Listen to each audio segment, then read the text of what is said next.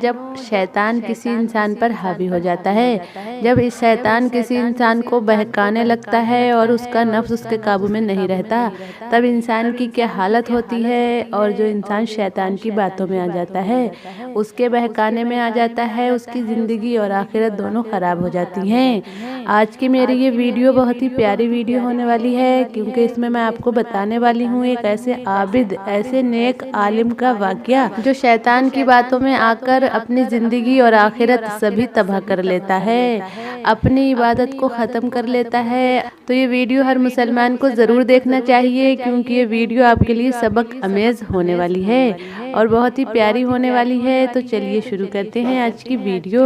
بنی اسرائیل میں ایک بہت ہی عابد اور عالم نیک انسان رہتا تھا۔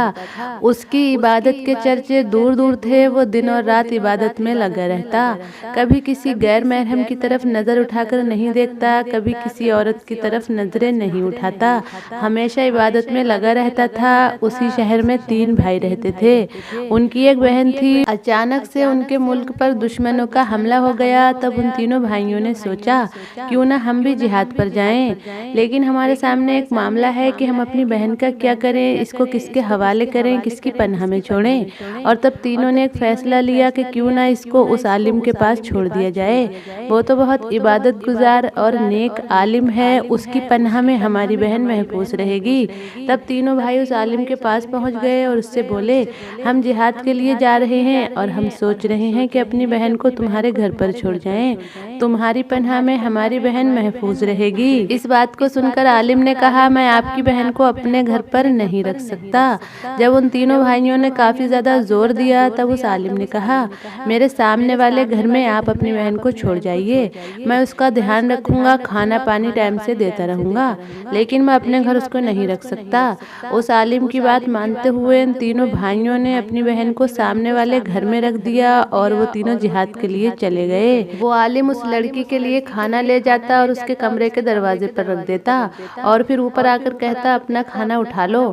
وہ لڑکی کھانا اٹھا لیتی۔ اسی طرح دن گزرتے گئے۔ تب ایک دن شیطان نے اس عالم کے دل میں وسوسے ڈالے کہ تم نے جوان لڑکی کو گھر میں اکیلا چھوڑ رکھا ہے، تم باہر سے کھانا رکھاتے ہو، تم اس لڑکی کو ایک بار دیکھو تو ذرا، وہ لڑکی گھر میں اکیلی ہے اور تم کھانا باہر سے رکھ کر آ جاتے ہو، اس سے کوئی بھی بات چیت کرنے والا نہیں ہے، تم کھانا باہر سے رکھاتے ہو، وہ لڑکی بیچاری گھر میں اکیلی رہتی ہے، کوئی اس کے ساتھ بات چیت کرنے والا نہیں ہے، کہیں ایسا نہ ہو کہ وہ لڑکی بہک جائے، تم اس لڑکی سے تھوڑی دیر باتیں کر لیا کرو، اس لڑکی کا دل بہل جائے گا۔ یہ وسوسہ دل میں آتے ہی اس عالم نے سوچا کہ میں اس لڑکی کے پاس جاؤں گا، اور اب وہ عالم کھانا دروازے پہ رکھنے کے بجائے گھر میں جانے لگا اور اس لڑکی کو گھر کے اندر سے کھانا دینے لگا۔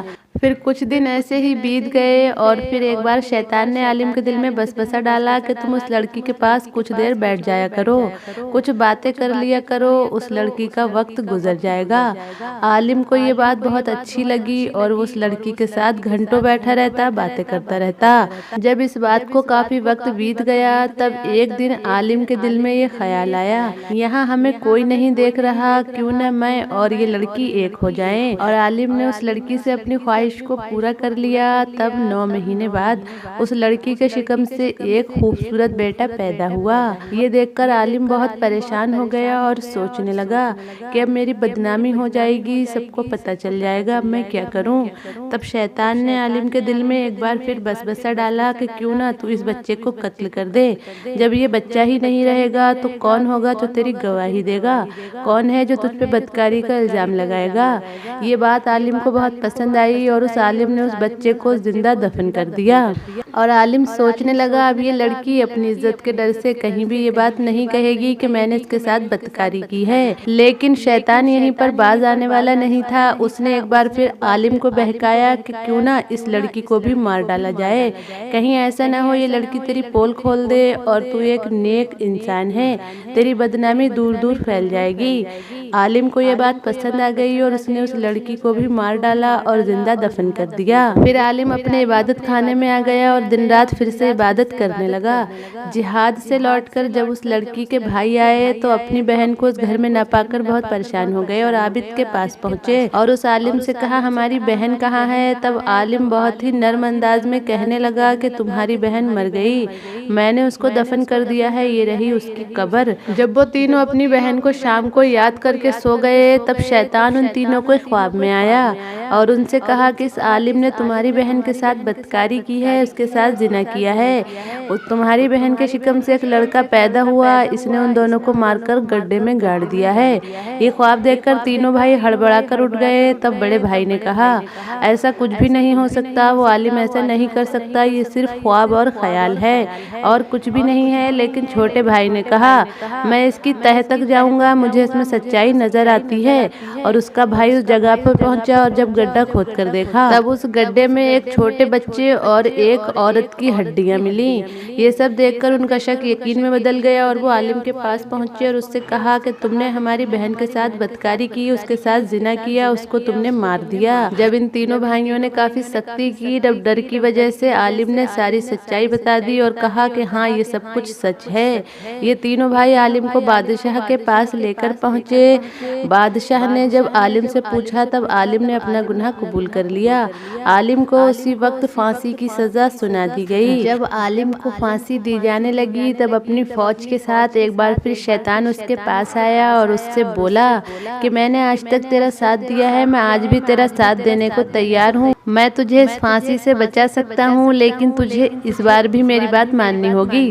تب عالم نے کہا کہ اب تو مجھ سے کیا چاہتا ہے؟ تب اس عالم سے شیطان نے کہا کہ تو اللہ کے ایک ہونے کا انکار کر دے اور کافر ہو جا، تب میں تجھے اس پھانسی سے بچا لوں گا۔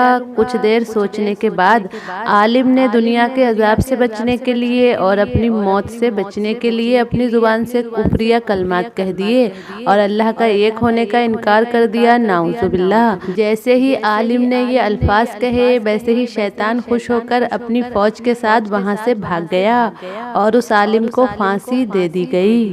تو دیکھا آپ نے شیطان کے شکنجے میں پھنس کر ایک عابد، ایک عالم اور اللہ کی دن رات عبادت کرنے والے کا کیا انجام ہوا۔ اس کی زندگی بھی خراب ہوئی اور اس کی آخرت بھی خراب ہو گئی۔ تو ہمیشہ شیطان کے بہکاوے سے بچیں، شیطان کے شکنجے سے بچیں۔